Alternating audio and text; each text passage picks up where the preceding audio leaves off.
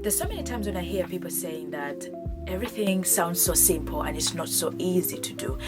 And I hear a lot of people saying that when it comes to self-help books, they can be very highly condensed with a lot of information. And sometimes you wonder, what do you want? Something easy and simple, or something very complex and broken down into tiny little pieces? But anyways, on today's book table, we are going to be practically talking about how to fix almost everything. And this book is by Dr. Chris Williams. This tells you how to fix almost everything, and we all know there is no fix to a lot of things in life. But when I was scrolling through this book, I was like, oh my god, I love this book. I picked up this book when I went to the library, my local library. And also another tip that I can tell you, that if you don't want to buy a full book, just borrow from your local library, and usually they'll give you a month to read the books and then you can return them. This one is very so due, but I have some important aspects that I can share with you in this book that can really transform your life before this year ends. So if you didn't know who I am, my name is Lucia Kao. I do talk about self-help books. I'm a serious self-help book reader that takes all the information I read from books. I then share it with you, and then you do what you want to do with that information. One tip I always say, that you don't have to remember everything that you read from a book. Just one thing is enough to change your life. Sometimes it takes you reading 300 pages to find just one page that is going to change your life forever. So do not give up on yourself. First chapter of this book, it says how to eat an elephant. Now when you read that chapter that says how to eat an elephant, you're wondering to yourself, you're saying, what does it mean by how to eat an elephant? So basically, the theory behind this is that you cannot eat an elephant as a whole. You have to break it into chunks and then eat the chunks in smaller pieces. So the aspect of this is, okay, when you break things into bits, they're much more less frightening and a lot easier to fix or eat. That is why he says that step one is to break your problems into pieces. And he gives an example. He says that if you feel like you never go out or you never do anything, he says that you can break it down by actually putting something for yourself to do on a Monday, or say to yourself, I'm going to go out for a lovely walk, and that is something that is on my Monday plan and is on my Monday schedule. He also gives another example where he says that if you feel like you're spending too much money and you're spending too much on online shopping, on your browser you can put parental control that doesn't allow you to go on those shopping sites for you to shop. If you just break it down into small little ways, it can help you to actually eat that elephant properly. So the problem is shopping, but break it down by changing your browser, and maybe that way it prevents you from actually looking at things. The step is brainstorm your way to do the first piece. In the second chapter, he breaks it down, and just remember that all these chapters are just a page long, very easy to read. So in the second chapter, he says, grab a piece of paper and write down all ways in which that you can actually break down problem number one. And problem number one is the big elephant. And one aspect about brainstorming, he says that let your brain be free. Brainstorm anything and everything. Write down everything on a piece of paper. You don't really have to write down things very neatly. Just brainstorm. Let your mind just empty out everything that it wants to empty out in order to solve problem one. So it doesn't matter what you write down, whether it's wacky things or insensitive things or whatever it is, just make sure that you write down everything. Now, if your goal is to say that I want to go out, and then you put down on every Monday you want to go out, ask yourself, what activity can you put on the Mondays that can allow you to actually go out? Is it going for new dance class? Is it signing up for the gym? Is it meeting up with friends? Is it going to the library? Something that you can put on your calendars that every single Monday, this is something that I do. Or maybe I go for singing lessons, or I go for Spanish lessons or French lessons. That's something that you can put that can actually allow you to actually go out. If it's online shopping and you feel like, oh my god, I'm struggling, why don't you think about maybe going out to the shops and do the physical shopping, but then online you prevent yourself from doing that because it's in your own comfort and it's easy to just click and buy anything. Step 3, he says, choose an idea and make a plan to do it.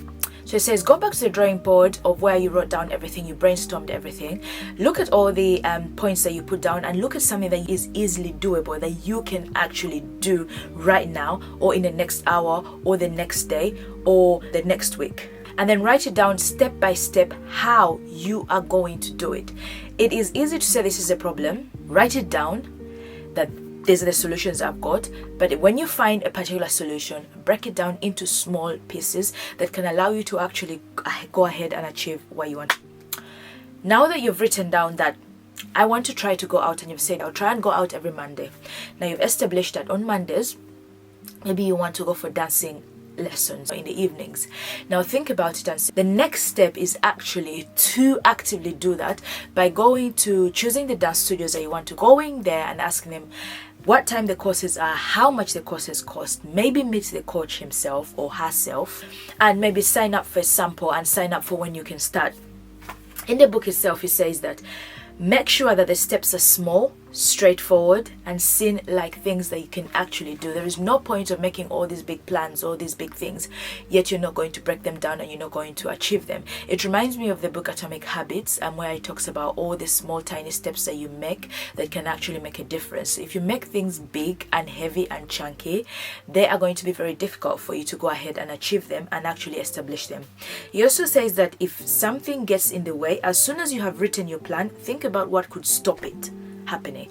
You have written down what you want to do. Now think about the challenges, the things that could actually stop you. Maybe if it's work and you want to go for your dancing lessons, and you know that maybe sometimes at work your manager makes you stay a little bit longer and to do certain projects and do certain things. Write it down and say, okay, this is a potential obstacle. Now what am I going to do about it? It says you write down things that are there, things that may trip you up. What about other people? Could someone be unhelpful at any stage? When you have figured out what may block your progress, work out another mini plan for getting around the obstacle. This way you will be ready for whatever happens. This is a very good sort of aspect. It's kind of what is stopping you from doing something is as much important as writing down what you could actually do, because if you don't put around the obstacles, the potential challenges, the potential things that you could face, then you won't be ready for when they happen. It's like when you're going to climb up the mountain, they tell you, oh, you're going to climb up this mountain, but it could be challenging in these aspects. You could get to this point and it's very sloppy. If those challenges are not said to you, or those things are not put forward to you, it becomes hard, because when you get there, you know, hold on a minute, I'm not ready for this, I'm going to give up. But once you are aware of it and that's going to be a problem, find ways in which you can minimize that. For example, they can tell you on the mountain it's going to be sloppy, so we're going to find ways to actually use a different route. Step number 4 is check the plan into action. So in the book itself, it puts up these categories of things that you can put. It says that you have to ask yourself this question: is it realistic?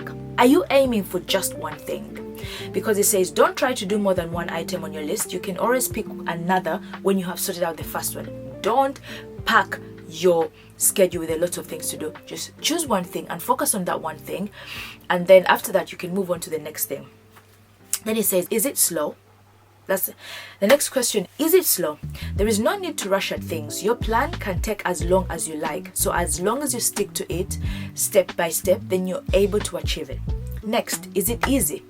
Make steps small and easy and you'll be more likely to do them. Step number 4, are you ready to unblock it? Have you thought about what could go wrong and how to deal with it? So tick all these 5 things, and if you're able to tick all these 5 things, then it is easier for you to achieve that goal. So all those aspects that he explains in the book, all those 4 steps are so good, and they're very easy for someone that struggles to accomplish anything, to write down steps to get to the next goal that you want to achieve. They're very attainable. If you follow those steps, I guarantee you that you're able to achieve certain things that you can achieve. In the book itself, there is an important aspect that he says, that he gives you an example that if your goal is to meet friends and you say that I want to meet friends, it tells you step 1, step 2 until step 4 how to do that. Let me talk about step 2. He says step 2, here's how you can brainstorm, because we talked about the aspect of brainstorming. He says list and look up old friends that you have lost in touch with. List the people that you're ready. Stop eating alone in the canteen and sit with other people. Join a network website like Facebook or Friends United. Ask people to introduce you to other people. Small aspects like that can help you actually to make the steps that you want to do. Then he says that if you want to get a new job, let's talk about step 3 and 4. It says that if you want to get a new job, this is how you can use this book in a very practical way. It says that work out what you want to do, learn the skills you need to get that job that you like, find out what the jobs are available, and get yourself an interview if you can. So in aspects of this book, it literally shows you that you can almost do everything if you really want to do everything. Nothing can ever stop you from the things that you want to do apart from your own self, but you have to have a plan. You have to have a way in which you schedule them, plan them, and put them together. So let me know what you think about this book. It has been the easiest and simplest book that I can ever say, but it has really transformed my life, and every single time I feel stuck and I feel like I can't do anything, I go back to this book and I try to read it, and I try to remember all these steps so I can achieve the goals I want to achieve, and I think you can do as well. So here we go.